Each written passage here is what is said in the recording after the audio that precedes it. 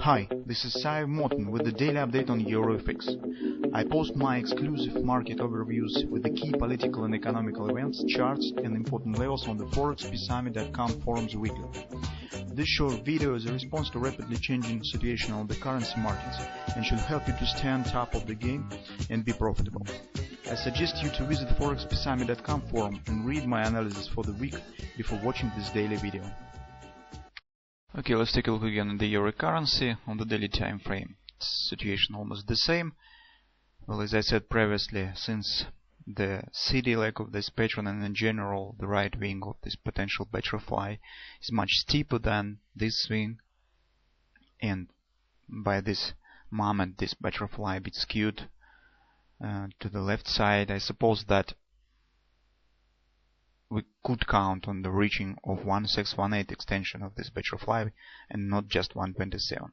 Still, in the short-term perspective, our next significant support stands right here in the area of 127 extension of this butterfly. That is also 1618 extension of that pattern. A, B, C, top, D, and weekly pivot support 1. This is an area 121.40, 121.70 area. Also, you can see that market is still coil with 88 monthly fib support is 122.60 area. But currently market is not at oversold, since you can see that level of oversold for today's trading session stands even below this support area, stands around 121.20 area, something like here. Well, our major focus should be on the intraday charts, as we have discussed yesterday that some reversal pattern is forming currently. So that is our wedge potential reversal pattern from the classical standpoint. Okay, and also we could treat it probably as the 3 drive buy pattern, since you can see this bottom stands at 127 extension of that swing, and that bottom stands at 127 extension of that swing. So but one important note should be done here. According to the classical approach of trading such patterns, the distance that market could reach equals the width of the pattern itself. So if we will count this level, this distance inside of the wedge to the break-even point, you can see that market probably could reach this resistance, but not quite reach this area of resistance that we have specified as our preferable area to search for the sell signals around this level. As well, from the standpoint of 3 drive pattern, the minimum target of the 3 drive pattern is the top between the second and third drive. So that is also a point on this potential area of resistance. So that's why it probably makes sense to enter short with some small position right from that resistance, 123.36, and if market will still proceed higher right to this confluence area of resistance on the 4-hour time frame, that is also monthly pivot point, weekly pivot point, it's 123.95, 124.13 area, then add the major part of your position right from this level.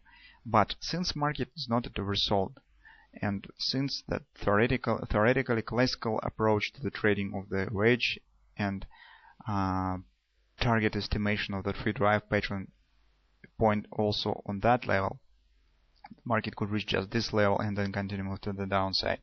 It makes sense to open some lot from this area as well. Now, also I would like to share with you with another moment that could be significant. Take a look at the combination of the price action and trend. So this red line is the MACD forecaster indicator. It shows the trend by the MACD, and particularly the line shows the break-even point of the trend by the MACD. So in fact it shows the price at which MACD lines will cross at the trend shifting. So when the price stands above the red line, trend is bullish, and MACD shows the bullish trend. When it stands below it, trend is bearish. So now we see that although price action and MACD shows the bull trend, the price action doesn't support that.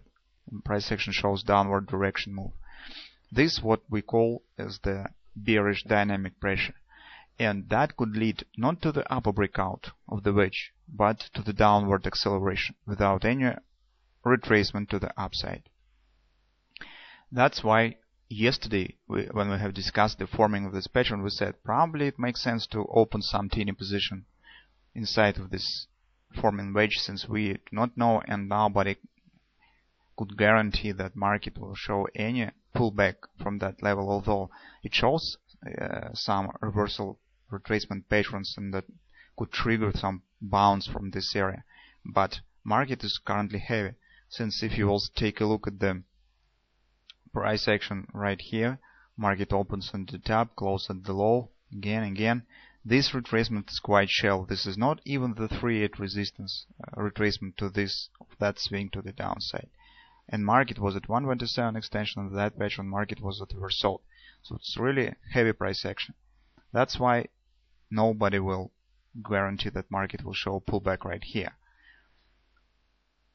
That's why we said that you could apply partial enter with a small position here, and if market will break this level to the break this support area, break this wedge to the downside and acceleration, you could drop your time frame and catch the first retracement, 3-8 retracement of this recent breakout swing to the downside to add more, since market after that should continue move to the downside.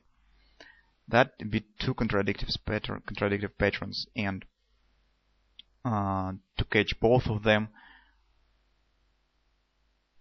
and do not miss the potential move to the downside, you probably should accept on some compromise, so or enter with some small lot, either the first breakout to the upside or somewhere maybe in this inside of this wedge, when depending on your risk management. So let's take a look on the hourly time frame. That is our pattern. Here you could clearly see 6 extensions, 127 extensions right here. So you can see that second bottom stands right here at this level. The extension of that swings right here. That's also 127 extension. Also, that is the bullish divergence right at the monthly FIB support, 88 minor FIB support. So what I would like to see to say that probably retracement to the upside will happen. First of all, I would like to see swing to the upside that is greater than the swing to the downside. So if you will see acceleration to the upside that will be greater than this previous swing down, this could be the first sign of the potential retracement.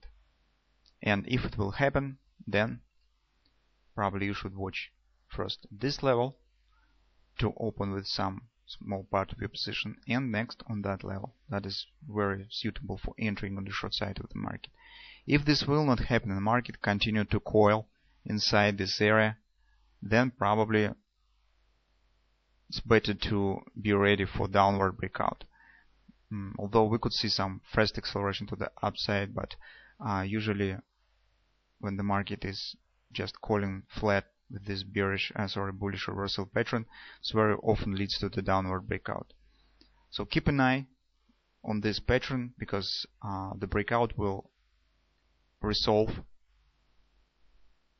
this riddle totally.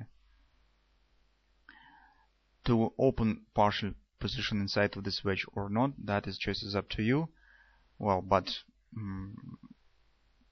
probably it makes sense to, if you feel that you have enough skills to jump in with the acceleration market and catch the shallow retracement on the intraday charts, well, that's good. Then probably you could wait for the clear breakout of this pattern.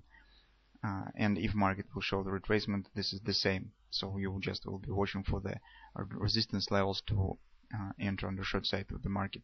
If you do not feel such confidence with that, then probably it makes sense to open at least some small teeny lot inside of this wedge.